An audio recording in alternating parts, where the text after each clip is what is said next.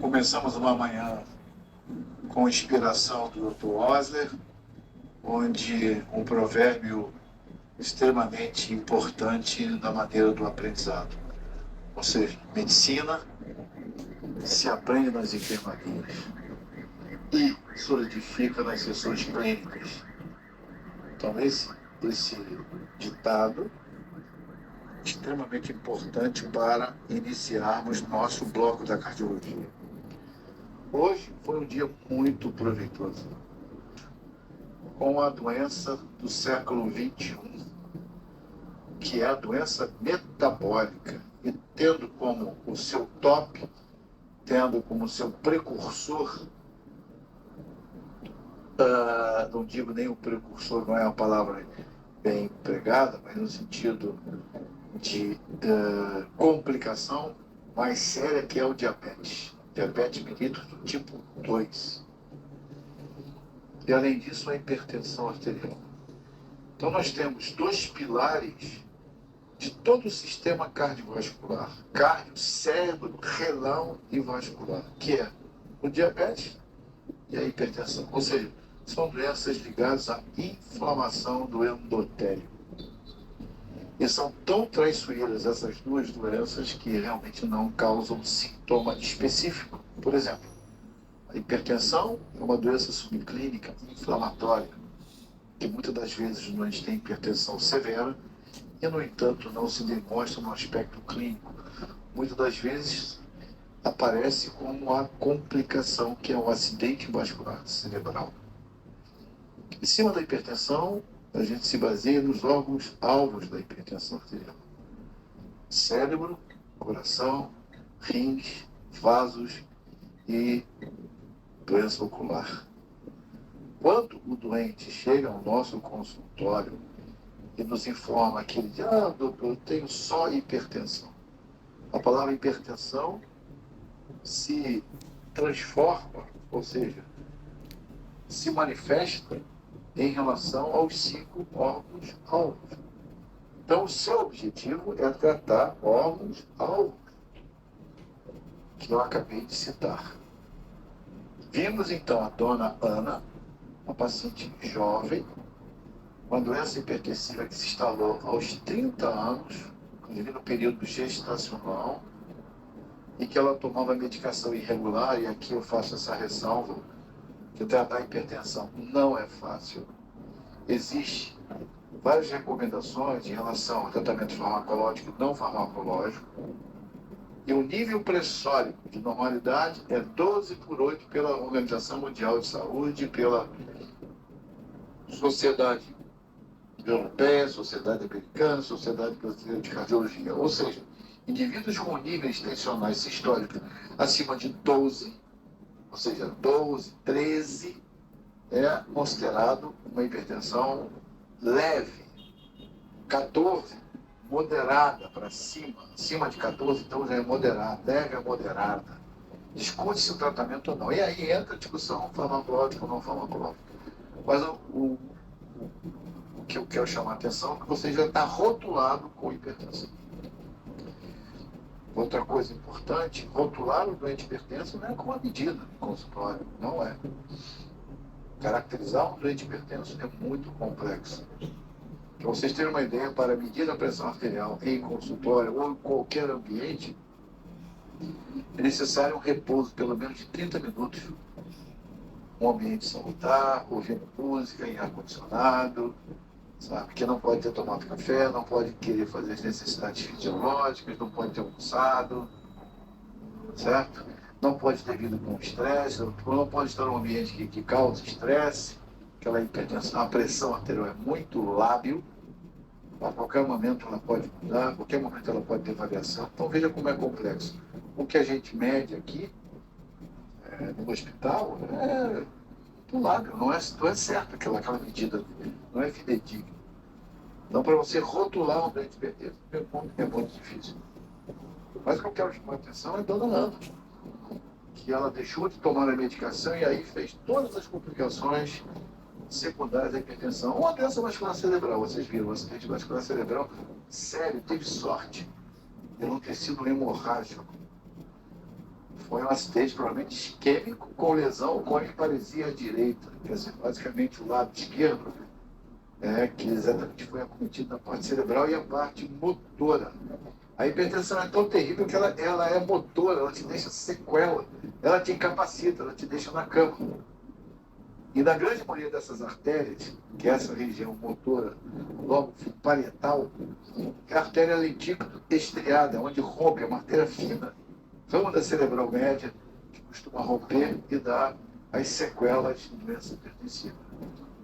É claro que existem doenças embólicas, a gente só pensa em lesão vascular secundária, ruptura de um vaso, seja por hemorragia, seja por isquemia, mas existe o processo embólico e existe o processo vasculares cerebrais in situ, são as anomalias vasculares. Mas como ela era uma mulher jovem que já tinha fator genético de hipertensão, vários doentes, vários familiares, inclusive pai, enfim, mãe, ela é hipertensa, e antecedentes da família de hipertensão. Por isso aí vem a história familiar da importância.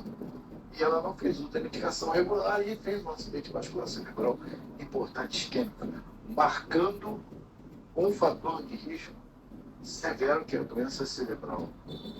E aqui, vou mais além, a doença cerebral hipertensiva pode evoluir para a doença de Alzheimer, para a demência, que os vasos cerebrais, no decorrer do tempo, são vasos de pequeno calibre e eles automaticamente vão se ocluindo, vão se fechando. São vasos muito finos. E às vezes qualquer pico isolado, eles colabam e lesam o cérebro. Não estou falando nem das arritmias com o processo trembólico, só pela doença hipertensiva. Esse é um órgão fundamental, né? Parte cerebral, aliás, todos eles.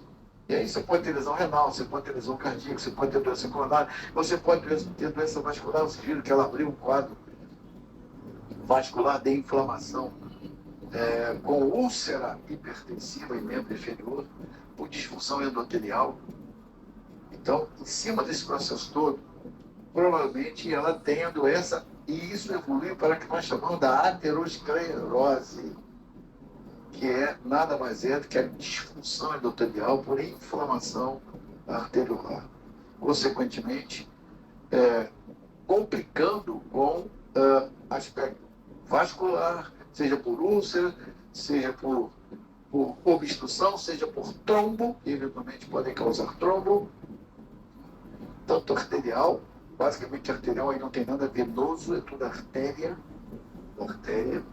Lembrar que pressão arterial é o débito cardíaco vezes a resistência periférica, débito cardíaco, volume sistólico vezes a frequência cardíaca, então são as variáveis de tratamento de hipertensão arterial, que é o volume, a frequência e a resistência periférica. E a resistência periférica é a doença arteriolar, vasos de pequeno calibre, arteriolar. Certo? Isso inflama e vasoconstricta e hipertrofia. E por isso que o ventrículo tem que vencer uma resistência maior lá na frente, ou seja, após carga extremamente alta. Seja lá 15 por 10, 15 por 11, 16, 17 por 12. Ela fez 22.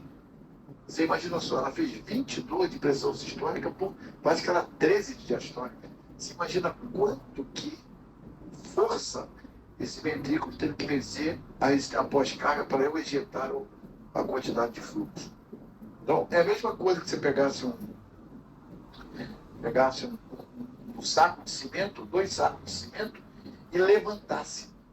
Você imagina a força que você tem que fazer, e aí eu coloco a força dos seus membros superiores em elevar esse peso exagerado. E, consequentemente, isso traz hipertrofia, isso traz dilatação, isso traz basicamente disfunção, tanto sistólica numa fase inicial, e depois entra para dilatação. Então vocês vejam como a hipertensão é terrível. Nós vimos isso com a dona à beira do leito, com a dona Ana, coitadinha. Né? Por outro lado, passamos Então esse é o ponto básico da hipertensão. Quando você trata a hipertensão, você baseia-se nos órgãos-alvos da hipertensão. E aí nós fizemos hoje um exame clínico cardiológico, da melhor maneira possível, mostrando não só o aspecto de inspeção e palpação da parte cardíaca, pescoço, tórax, a anatomia das cavidades ventriculares, para lembrar a vocês, a câmara mais anterior é o ventrículo direito, a câmara mais posterior é o lado esquerdo, as câmaras anteriores ao lado direito, ventrículo direito, câmara posterior ao lado esquerdo e um pouco do ventrículo esquerdo. E basicamente são os pontos, focos de ausculta, foco mitral, quinto espaço intercostal da linha clavicular, foco tricúspide, apendicifóide, foco pulmonar, segundo espaço para external. À esquerda, foco aórtico, segundo espaço para external. À direita, foco aórtico acessório, terceiro espaço, e foco Ricardo Maia, na região médio external, em cima do plano da válvula aórtica, em direção com o parâmetro de base, o foco aórtico acessório. Os focos básicos que eu escuto, a anatomia, e aí fomos examinar as cavidades ventrículo esquerdo e ventrículo direito, grosseiramente sempre na inspiração as cavidades direitas e sempre na expiração o ictus, que é o ventrículo esquerdo. Lembrar que ventrículo direito não tem ponta. Você nunca pode usar a palavra ictus de vender, está errado. Ictus é só para ventrículo esquerdo. E aí eu tenho que caracterizar o ventrículo esquerdo, localização, extensão, forma e mobilidade. Né? Dos aspectos anatômicos que eu já descrevi naquela à beira do leito. E partimos para examinar o seu José, que é um diabético extremamente complexo. Diabético hipertenso com doença vascular e com aorta pulsátil no abdômen. Quer dizer, um doente extremamente grave do aspecto metabólico. Uma arteriosclerose instalada, grave e de alto risco, que vocês viram não só pelo exame clínico, viram pela 10 velas, uma delas já acesa, né? Uma delas já acesa, pontuando a doença vascular periférica grave. Isso significa que todo o sistema cardiovascular está todo inflamado. É isso que eu chamo a atenção, a doença macrovascular e a doença especificamente micro. Quem tem macro, cara, tem micro. E quem tem micro, certamente tem macro. Bom, não dá para separar. Né? Os vasos de grosso calibre e do vasos de pequeno calibre. Quem tem aterosclerose, que se caracteriza por vasos de grosso calibre, tem um estudo muito bacana do Valentim Fuster, que ele provou que a aterosclerose começa na região aórtica ilíaca. Então você não tem sintoma nenhum. Você faz o Doppler arterial da aorta e da ilíaca, já tem placa aterosclerótica. Eram pacientes jovens, sem fatores de risco, mas que já tinham aterosclerose in situ. E se eu tenho um fator de risco, nós vimos os fatores clássicos, que são dois mecanismos: hipertensão e diabetes. Dois químicos, colesterol e glicose. Dois de conduta, você fuma ou não fuma, ou faz atividade física ou não. E um, basicamente, da genética. Se eu tiver um fator de risco no período de 5 anos, a possibilidade de eu ter um acidente cardíaco, cérebro, arrítmico, vascular é de 25%. E ele tinha mais do que 5 fatores de risco. Você imagina? E ele já tem. Ou seja, a doença vascular é a complicação. Ele tem um pé diabético. Um pé diabético. Que eu sempre chamo com a ponta do iceberg. A vela acesa e exatamente a base da vela toda basicamente doente. Só que ainda não queimou a parte restante do, vamos dizer assim, do tronco da vela, mas todo esse sistema cerebral, renal, hepático, vascular, cardíaco, coronariano, tudo está cometido. Tudo isso está cometido. É muito triste quando a gente vê um doente dessa forma, e vocês viram que a manifestação foi muito estranha, porque ele estava com 600 de glicose, 640 de glicose. Como é que ele não teve uma morte súbita? Como é que ele não fez uma cetoacidose, que é a complicação de um doente chocar com o diabetes? Às vezes é assim, o diabetes tipo 2 é assim. Aquela história de poliúria, polidipsia, polifaibra, isso passa batido. E quando você aparece para fazer um exame clínico, um exame laboratorial, você está com a glicose 300, 400, 500 de glicemia. E muitas das vezes o grupo são pouco sintomáticos. Certo? Então, o seu Jorge, um doente potencialmente de alto risco, além daquele abdômen pulsátil, ele deve ter uma anomalia vascular naquele abdômen, que pulsava muito. pode ser que tenha um aneurisma ali na região do abdômen, e isso deve ser procurado com Doppler arterial e automaticamente faz conjunto Doppler venoso. Mas ele é um doente arterial. Isso é doença arterial do processo em relação a diabetes e hipertensão. Então, vimos vários fatores de risco, e é o que eu quis chamar a atenção a vocês.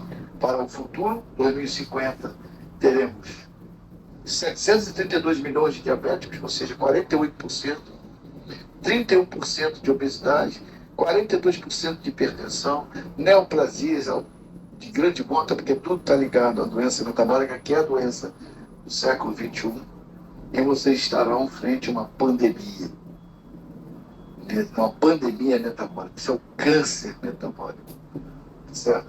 Finalizando as complicações das doenças no aspecto metabólico, quero chamar a atenção a 4 variáveis importantes.